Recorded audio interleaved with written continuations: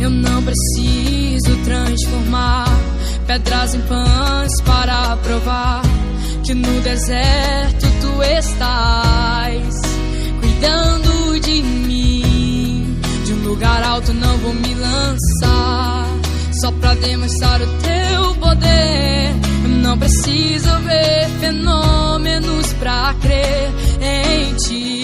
Não troco nossa comunhão pelo prazer de conquistar palácios, riquezas. Como um deserto isso vai passar, por isso resistindo estou.